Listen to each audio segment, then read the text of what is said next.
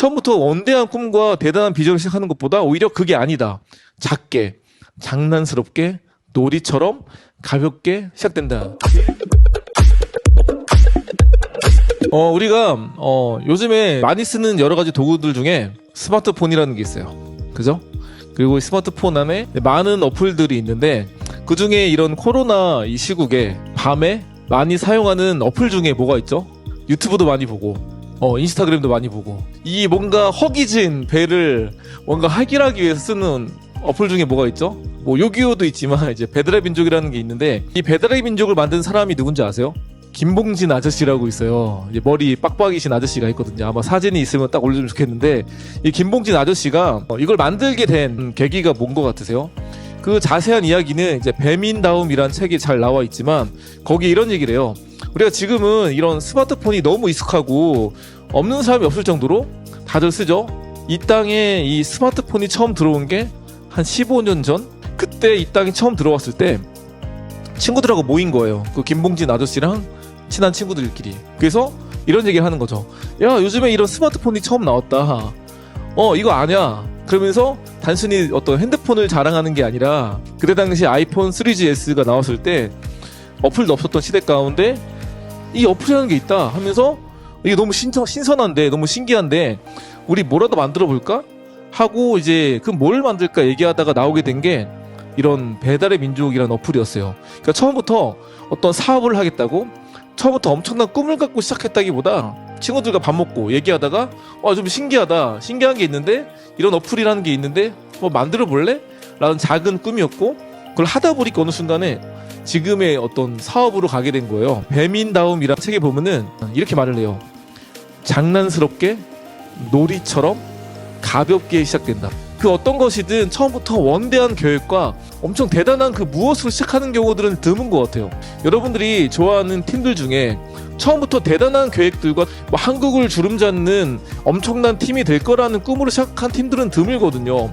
여러분이 아시는 마커스도 처음부터 지금의 꿈을 꾼 것도 아니었고 우리가 알는 제이어스도 그 대학교에 캠퍼스 기도 모임으로 시작한 거지 우리가 알고 있는 그런 제이어스가 될 거라고 시작한 팀은 아니었거든요.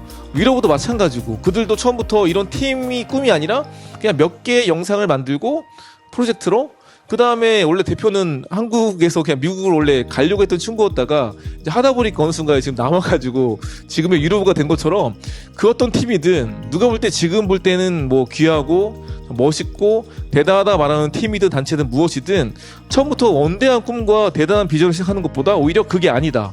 작게, 장난스럽게, 놀이처럼 가볍게 시작된다. 그게 이제 우리의 인생을 돌아볼 때 지금 내가 혹시나 나를 돌아볼 때 누가 볼 때는 대단한 사람들 우리가 볼 때는 존경스럽고 멋있고 뭔가 본받고 싶은 그 누군가와 비교해봤을 때 나는 너무 초라하다 너무 부족하다 생각할지 모르겠지만 그런 모습이 절대 잘못된 게 아니라는 거예요.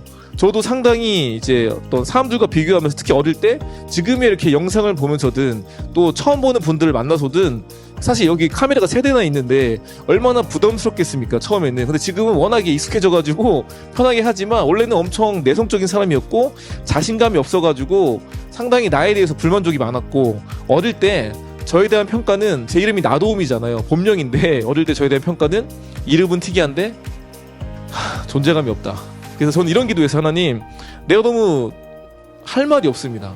좀 할 말이 있는 인생 되면 좋겠다는 기도와 내가 너무 인생이 뻔하다고 뭐 할 말도 없고 뭐 너무 평범하고 너무 평균의 삶을 살고 있고 그래서 좀 뻔하지 않은 삶을 살기 원하다 기도했지만 그게 정확히 이거다 이런 삶이 되게 해달라는 기도라고 말할 수 없는 삶을 살았거든요. 근데 나는 그런 거를 기대할 수 없었고 살다 보니까 나는 그냥 많은 걸 기대하지 못했고 대단한 사람을 꿈꾸지도 못했지만 살아가는 걸음 가운데 좋은 만남들과 좋은 공동체와 함께하는 시간을 보내다 보니까 그때 그 순간 내가 막 눈물 흘리고 기도해서 바로 응답된 경우는 별로 없지만 시간이 흘러서 나는 까먹었지만 나는 잊어버렸지만 돌아봤더니 좋은 만남과 좋은 시간들과 좋은 경험을 통해서 나에게 잊을 수 없는 순간을 통해서 나를 만들어 갔었구나. 그러다 보니까 지금 나의 모든 삶의 여정 가운데 나는 꿈꾸지 않았지만 지금의 그래도 귀한 삶 누가 볼 때는 귀하다 뭐 의미 있는 삶을 사신다, 때로는 뭐 멋있다, 때로는 참 좋은 말들을